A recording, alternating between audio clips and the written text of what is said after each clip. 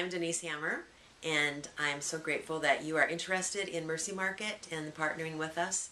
And it's a joy to be able to share with you the history of Mercy Market and the heart of who we are. So thanks for taking the time to watch this video. About 7 years ago, my kids were all graduating from high school. I have 4 teenagers, and they were all graduating, and I realized that I was going to be coming into a new season of life with some extra time and resources available.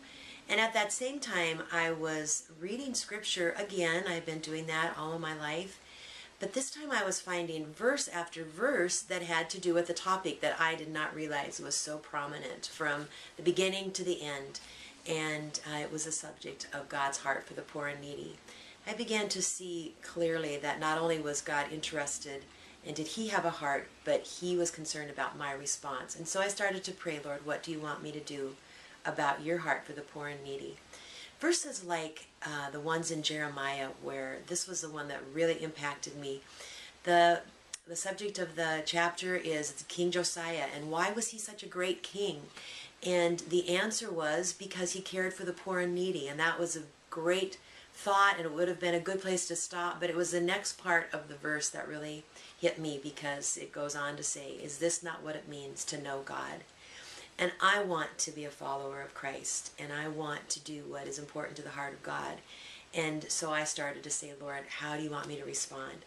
Well, time passed, a few months later, and I was down at the Rocket Burrito in Billings, Montana, with my pastor and youth pastor and their wives, and not really a place that you expect to have any great spiritual direction, but as we were talking about ministry, about options, the Lord just opened my eyes to a possibility, and it was almost a little moment, and I got a picture of selling things, and at first it was, no, I don't have any place for that, and then it was another, and finally I realized, maybe a little bit like Samuel after the 3rd or 4th time, that, well, Lord, maybe you are talking to me about starting a ministry that would sell products for women around the world and partner with them and provide a marketplace for their goods as part of reaching them with the love and the hope of Jesus Christ.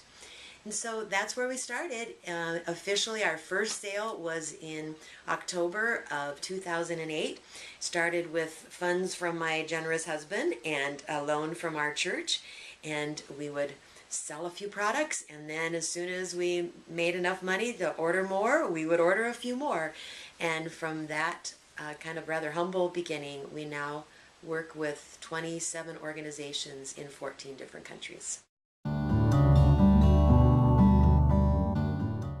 So once we had formulated the idea, I knew that there was a group in Colorado that were selling products from women in Laos. I knew this because my mother had given me an apron one time, and I still had it, and it was handcrafted. The Hmong women in Laos had made this apron, and so I knew that this group still existed, and I had a way that I could call them. And then also my brother was the international liaison at the time for doilies from Kosovo. And so I started there. I got a hold of my brother and asked him if he knew of anyone else that was selling products. And he linked me up with the doilies from Kosovo, and then also with silk scarves from Laos. And later on, we'll tell you more of the details about some of these products, but that's where it began. And then when I called the office about the apron, then I asked them if they knew of anyone else that was selling handmade products from women that really needed an income in order to survive. And that's where we began. And now, as I said, we're working with 26 different organizations. Some of them were friends of family. Some of those have come from people that have met us in events. But that's how we have gotten a hold of the people that we partner with. So we started off with a little bit of a loan and some seed money from our church and ordered products from just these few places. We went to a craft fair and sold, and I remember being just so thrilled with the first like $300 that we made, and the journey began. I was contacting these groups through email, through individuals. My brother Jim, I was getting the products from him. But before long, it was growing, and that was a good thing. but it was adding a load to me that I wasn't sure I could continue. And so God in His mercy brought me partners. And the first partner was Katie Loveland from Helena, Montana. I'd gone up to have a show where my brother Jim was hosting for me, and Katie was at that event and came forward, and I'd never met her before, but here was this young bubbly, vivacious gal that said she really had a heart for missions, and she'd been looking for a way, and could God maybe use her gifts in our ministry. And what an encouragement that was for me. And Katie has become she's been our designer, she's been our strategic planner, she lives 4 hours away from us, so she doesn't get to be involved in the daily things, but she's been an incredible encouragement and support, and brings a set of gifts that I certainly don't have. So as our ministry began to grow, we were doing sales. I was mostly doing all the sales at craft fairs, at churches, and one day we were having a big event in Billings at the Metra, our large arena, whatever you call that. And I asked people from our church if they would be willing to sit at the table with me, because it was a 2-day event and I knew I couldn't do it all. And a new gal, she had been coming to our church, I think for about a year. Her name was Sherry, and she came up and said that she and her daughter would like to sit at a table. And that was the beginning of meeting Sherry, and eventually her joining us. Sherry runs our internet store. This had been an item of much discussion. People were asking me all the time if we had a store on internet, and I was adamant that if we had to have a store, then we would have to shut down, because I could not run a store online. And then God brought Sherry to us, and she runs our internet, our web page, and our online store. And she lives just a few miles away, and so Sherry's been such an encouragement. She comes over, and the two of us do a lot of the pricing and the inventory and all the daily nitty-gritties that are part of making this business run. So the three of us make up the team that we now are, the Mercy Market team. From its inception, the heart of Mercy Market has been to partner with women who are in difficult situations that perhaps other groups aren't able to help. So we're looking for pockets of entrenched poverty and desperate oppression. And we're looking for partners that we can share the love of Jesus through. And so we are clear as a team in who we want to partner with, who we want to help. So for example, we work with Nightlight. Nightlight is a group that works in Bangkok, Thailand. Bangkok is one of the hubs of sexual exploitation. We heard a staggering statistic that 7 out of every 10 men that walk through the Bangkok airport will engage in the sex industry while they are there in the country. Hundreds of thousands of girls are being exploited on a regular basis.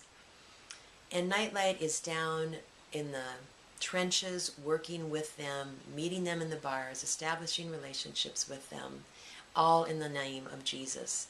And that's our heart. We don't want to be just a humanitarian group, but we want to be able to share Christ's love in the midst of their suffering, and yet to give them an opportunity to care for themselves. So Nightlight is an industry. It is a job opportunity. They're not a safe house. The girls don't live there. They make high-class jewelry and earn a wage that was twice the minimum wage for Thai workers. That's just one example of a group that is in the trenches, on the front line, that we are very credible, and so we know that the money that we give goes to the girls, and it goes to them in the name of Jesus. So those are two of the guiding principles that Mercy Market goes by when we decide who we're going to partner with. Do they help a deep need, and does that deep need be met with a way to express the love of Jesus Christ?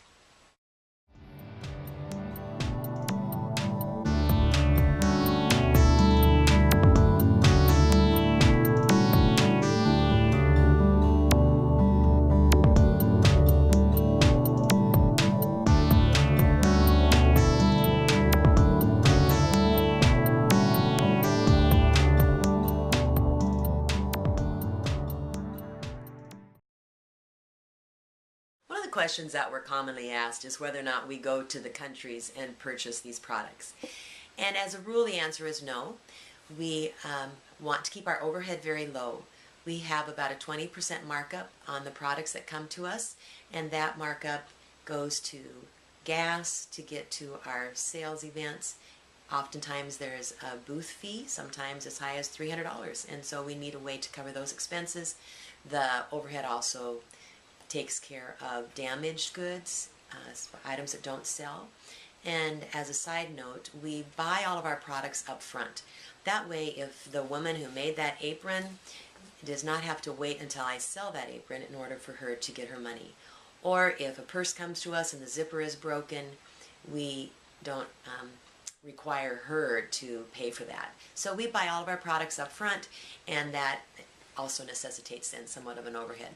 So in order to keep our overhead low, we don't travel to all these countries. However, we do see the importance of meeting our partners, and so we have traveled some. First, I was able to go to Ecuador and meet our partners that at the time were working in the El Inca Women's Prison, and we were buying products in the marketplace, and then when we brought them home, we could sell them and send that money back to fund this awesome ministry that they were carrying on in Ecuador. Last year, the team, Sherry, Katie, and I, were able to go to Southeast Asia. We picked that part of the world because we had 6 partners that were there, and we thought we could get to them all in 2 weeks. It was an ambitious goal, and if we did it again, I think we would want to take a lot longer. But God in His grace orchestrated things with amazing help from folks in the country, and we were able to meet with 6 partners and see them face to face, see the women that they're helping and the women that were making the product. It was an awesome experience. We were in 3 places in Thailand, we were in Laos, and then also in Cambodia. So it is our hope as the years go on, if God continues to bless and expand our ministry, that we would have the opportunity to meet our partners, but our product line will continue to come through the mail, and most of our communication is done through the internet. We sell 2 kinds of products at Mercy Market. The first kind are the products that have been purchased in the marketplace. We go to the marketplace, or the people that we are partnering with, go to their local market and they purchase products, they send them to us, and then we are able to raise the price and generate an income to give back to them. So the first example of that are these scarves that come from the market in Chiang Mai, Thailand. Chiang Mai is one of the places that we got to visit, and while we were there we visited Remember New. Remember New is an organization that is helping girls and boys now that would be targets for trafficking. One of the things that we have learned as we've journeyed during this process is how children are targeted and they're easy prey. And so a group can go in and they can almost see in a village who would become the next victim. And so Remember New operates not as an orphanage. These children have some kind of a family member, but they have gotten permission from the family member to come to Remember New. And for me, this was one of my favorite places that we visited. The excitement of the kids, it was like being at a Bible camp or a summer camp, and we drove up out into the country, away from the city, onto this beautiful little piece of property. And first we met the boys, and that still is kind of staggering to think that boys now are also being targeted and pulled into the sex industry. But here was a dorm of boys, and they were out playing tetherball and wrestling around and laughing, and then down the way were the girls' homes, and girls were taking their showers and getting their hair done and doing their homework and just doing life. But there was such a joy and such a sweet innocence about their lives. One little girl that we saw on the campus was, I think about 4 years old, just cute as can be, sparkly little eyes and giggling, big, huge smile, and playing and carefree like any 4-year-old child should be. And we asked Elsie what her story was. And Elsie looked at that little girl and looked at us and said, "We got her in the marketplace at 2.5. Her grandma was trying to sell her." It's staggering to think what the life of that child would have been like if Remember New didn't exist. The people that work with Remember New and knew this little girl's plight. They got a social worker involved, and finally the grandma agreed to release this child to be raised and to live in Remember News Home, and was saved from a life that none of us would even want to imagine. So it's a joy to partner with people like this that are really changing the lives of children. And part of the way they're doing that is by our funds of selling a scarf that came from a marketplace. So when we think of statistics, now we see a face, and that makes such a difference as we are trying to do our part to reach a hurting world with the love of Jesus. The second example of the type of product we sell, and probably the more common, are the products that are handmade by the women that we are helping, or the individuals we are helping. I chose this bag to demonstrate to you because this is one of the most powerful stories to me. It humbles me to hold in my hand a bag that was made by a woman whose hands touch the same material, whose life has been so devastated by corruption, by evil. The Lord's Resistance Army was a terrorist regime that ran through northern Uganda, and it would come into villages and it would slaughter the men, take the children, turn the children into sex slaves and child soldiers, would rip open pregnant women. The types of atrocities that went on are just horrific. And women are coming now out of the bushes, out of the bush villages, are coming into centers so devastated, so ruined, we can't even hardly imagine the emotional trauma, as well as the physical trauma that some of them have experienced. Many of them without their husbands, their children are still missing. But they are at a center in Uganda, and part of what the healing process is ensuring or helping do is happening through the creating of bags and purses, and the ability to work with their hands is part of the healing process. And so we are, again, just humbled, and it takes the statistic and makes it so much more personal when you touch a bag that was touched by one of these women. So when we sell these bags, we know that we're making a difference as we help Hope to One Life impact these women's lives. One of the other villages that we were able to visit when we were on our whirlwind tour of Southeast Asia was in Laos. And Laos is the country that this apron came from, the first product that I ever knew existed, made by women from another country. It has been, Kama Crafts has been in existence quite a while. It's one of the oldest groups that we work with in terms of longevity of ministry. And so it was really awesome to go into this village and see a system that was very well established. We were able to come in and observe, and it was their day to bring in their goods and get paid for them, and then also get the next assignment. And it was all very interesting to observe. We didn't understand any of the language, of course, but there were a lot of things that we understood without having to know their dialect. And one of the things that we understood was that they had a voice. And what an incredible contrast that was to women that we saw, for example, in the bars on the red light district in Bangkok. They did not have a voice. But these women, these national women in the Laotian village, they had a choice. If they didn't want to do the next project, they didn't have to. We saw what appeared to be some bickering going on, or dickering about a price and whether or not they were getting paid what they thought they should. And it was very beautiful to see that these women had the power to make choices for their economic and their families.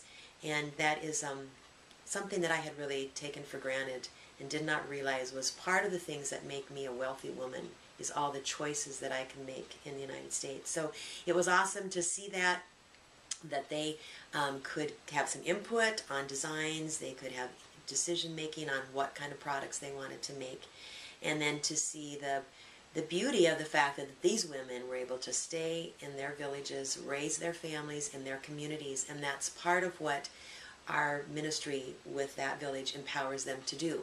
We were in another village where the leaders of the church that we were at were lamenting the fact that there's a missing generation, that so many of the young parents are not able to find jobs in their their smaller villages, that they're leaving their children with the grandparents and moving to the big cities to try to find some kind of work just to sustain their families. And that's leaving this generational gap and has so many different ramifications on different levels.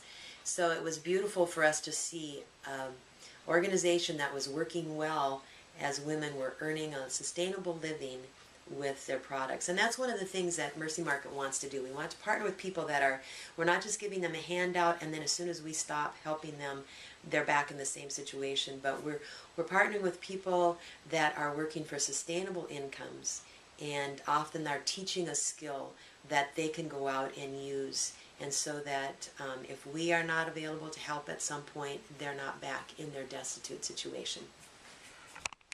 Hi, I'm Katie. Denise said that somebody else had to be in the video for a little bit, so nice to meet you guys and thank you for your partnership with us. I want to tell a story about being in the red light district in Bangkok. So we went with the nightlight staff and several times a week they go into the bars. These are bars where women are essentially on display to be selected by men who come into the bars and be prostituted. And so the nightlight staff goes in, usually with just a group of women, and sits down and orders a Coke or a water and just tries to strike up conversation with these women as they take breaks from being on the stage. And I must say it was a really difficult, dark place to be, and challenged us, I think, as the Mercy Market team about being light moving into darkness. If that's what we say we want to be as Christians, then we need to be willing to go into the dark places. So we went in just for one of these outreaches, sat down and watched the women dancing on the bar. They were numbered, all wearing similar outfits. I thought, wow, what a true objectification. These women were being treated, to me, almost like cattle. Just dancing up on stage, all looking the same so they could be ordered by number. And one thing we had the privilege of doing was when the women came down, just to kind of smile at them and see if they'd come over and talk. And one of the gals who came and talked to us, we asked her name. She wasn't just a number to us. And she told us that her name was New and that she had a 3-year-old daughter and a 1-year-old son. And it really hit me as we sat at that table that she and I were so very similar. I too had a 3-year-old daughter and a 1-year-old son, and we asked her if she liked working in the bar, and her response was, how else would I be able to feed my children? And it struck me that if I was in her situation, by some strange coincidence, certainly not by any merit of my own, I grew up in the United States and I was given a college education and a chance at marrying a husband with a good steady job. But if we were reversed, if she was in my place and I was in hers, of course I would do whatever needed to be done to feed my children. And it made me so much more committed to what we do in Mercy Market, that women would not be forced to make that choice between their own dignity and the ability to provide the very basic necessities for their children. So I still think about and pray for New. I'm wearing these nightlight earrings right now because nightlight is there, standing in the gap for these women and providing an opportunity for some of them to leave that lifestyle and make jewelry and provide another way, a dignified way, a way that is sustainable and could be used over the long term to provide for themselves and their families. As we said before, we currently work with 26 different partners and are in 14 different countries. We've found out, though, along the way that those ministries, like all of our lives, are in flux. And so sometimes we have gotten really made great connections with a ministry, and then they have a change of leadership, or their ministry even takes a different direction. So we have to change with them, and so that's part of the reason why we can't make a catalog of all of our products, or even why the online store has a challenge, because what we can get one day, for example, these seeds from Ecuador, our opportunity to get these seeds seed necklaces has changed, and so we do have a constant challenge of knowing how to market our goods without being able to be certain that we'll get them again. The first meeting that Katie and Sherry and I had as a team, we had spent some time praying, and during this prayer time, God gave us the word overflow. It came out of Corinthians, and we were delighted with how the Lord had put this all together and put it on our hearts at the same time. And from that came what we have termed then our overflow ministry. Because of our status as a small business, donations that we make to an organization are not considered expenses. Don't try to get too caught up in that. But the idea was that we still had some money left over that we could give away. And so we wanted to be able to bless groups that perhaps we weren't buying any product from. So one thing that just happened that was so exciting to us on our trip to Southeast Asia, when we were in Laos, we had the opportunity to meet with a missionary, a single gal. I think she's about my age, and she and a blind Laotian woman have started just an incredible ministry to prisoners in Laos. And we heard from another source that wasn't even connected with these gals that they are single-handedly feeding and caring for well over 200 prisoners. What an amazing ministry, going into places of such darkness. I was in the prison in Ecuador visiting and came out of it just overwhelmed with the darkness, the lack of beauty, the lack of light and anything good. And so here are these two women that go in on a regular, consistent basis and offer hope and companionship and love and friendship. There's such a destitution of not just body, but of soul and spirit. And they're going in on a regular basis with the love of Jesus. But they're not selling any product. So how could Mercy Market help them? And that's where the Overflow Ministry came in. And so when we met Carolyn and saw what she was doing, it just brought us such joy to be able to use some of our overflow money to bless her ministry. And so from the beginnings of Mercy Market, where I had to cash a check before I could order the next product, now by the grace of God, we have at the end of the year opportunity to bless others that are even outside of our ministry circle. And that is also where some of that overhead goes when we charge above the price that we pay for an item. So if you're in a situation as hopefully a potential seller, and people ask, does 100% of the money go to help this individual? You need to honestly say no, but we're helping many people with the generation, with these sales. And so it's just an exciting thing to be able to share with you about our overflow ministry. Let's talk a little bit about displaying and when you're actually at an event. Now, events can be everything from craft fairs to a church bazaar. We've set up in foyers of churches. We've been in parks. But wherever you're at, you're going to have a table, and it's really great to be identified as people walk by. This is an example. If we have the space, this is my favorite thing to bring, where people can at a glance see who we are, who we're trying to help, gives a scope of all the countries that we're working with.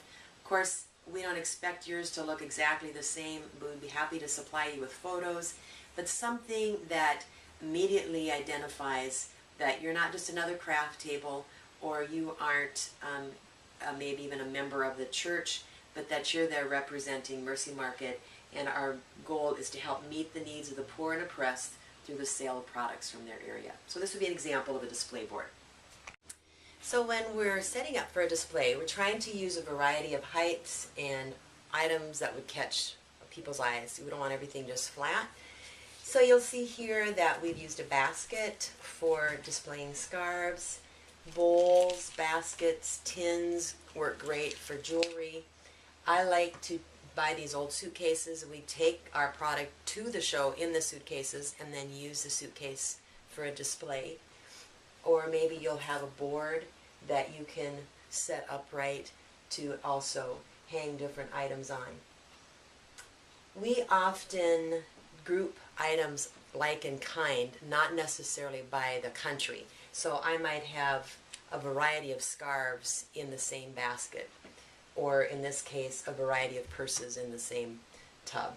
I find that more shoppers are interested in item versus, oh, I want a product from Asia, so they go to the Asia corner. But however you think it looks great is certainly up to you. We're not trying to tell you exactly how to do it. We just wanted to give you a few ideas. Always cover your table with something. We use black cloth because it just is so much more neutral, but also really highly colored fabric. This one coming from Africa. Really gives a great look. So as people are looking across, especially at a craft fair, use something that'll catch people's eyes in color, and differentiations in height will do that. One other item when it comes to display is jewelry, and what you're going to do with jewelry, because that is one of the biggest sellers and takes a lot of space if you're going to lay it out flat. So Sherry designed this for us, and it works really great. You can see it's portable. Nice, huh?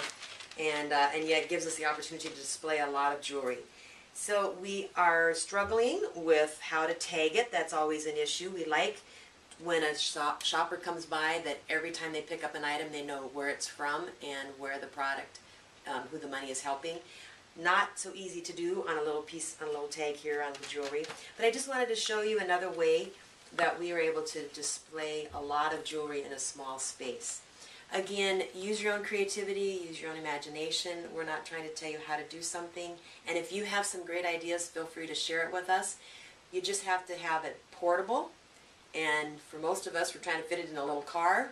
So those are some of the factors that go into how we choose how to display our products. The fact that you are watching this video says that you have a heart for the poor and needy around the world, and that you are interested in partnering with us is an honor to us. Our hope is that as God continues to give us opportunity, we can expand throughout the United States. Our selling has been pretty centrally located to Montana, and Denise's, my connections to Minnesota. But recently we've had opportunities to send boxes out, and now we're hoping that some of you that watch this video will want to partner with us and make a commitment to selling throughout the year. So thank you for doing your part to care for the poor and needy.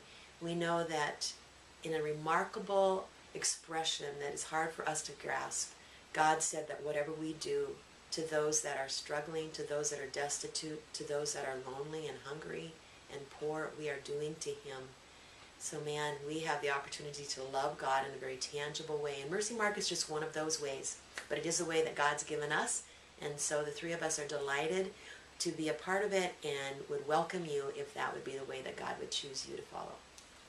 We know that this video is pretty brief and may not have answered even half of your questions. But it's just the beginning of what we hope will be a great connection with you. And as you have questions about what you've heard about today, or you want further explanation, we also have the handbook that you can refer to, and our phone numbers. The three of us would be delighted to talk to you at any time to further explain our heart, our vision, and the way we operate Mercy Market. We want to be an open book, and so please feel free to contact us about any question that you might have.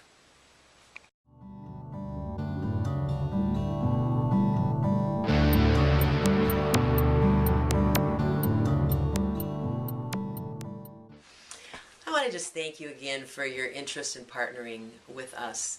We are a small-scale group. We don't know the directions the Lord's going to take us. From the very beginning, I had a strong sense from that, sitting at the Rocket Burrito, that this was God's calling on my life for now. And so we are being faithful with the skills, with the gifts, with the opportunities. We meet together, we pray together, we have vision of a future, but all along keeping in mind that this is God's ministry. And so as you think about partnering with us, pray about if this is really where God would want you to be, and then do it in your giftedness. And don't judge success by how much money did we make. Don't apologize. We've had sales that have been off the charts great that we just rejoice in. And we've had some lousy sales, $64 sales that would be prone to make one discouraged if we weren't just being faithful to where God has called us.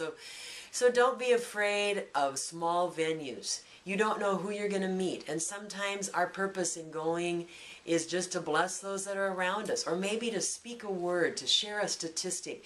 Part of what we want to do as Mercy Market is make people aware that there is a great need and there is a great God with a heart for those people. And so I just wanted you to be sure you heard from us. We're not about big numbers. We're not going to be judging your success or your involvement based on how much you sold. Just go out there and love on people and be a living testimony that we serve a God who has a heart for the poor and needy. Thanks.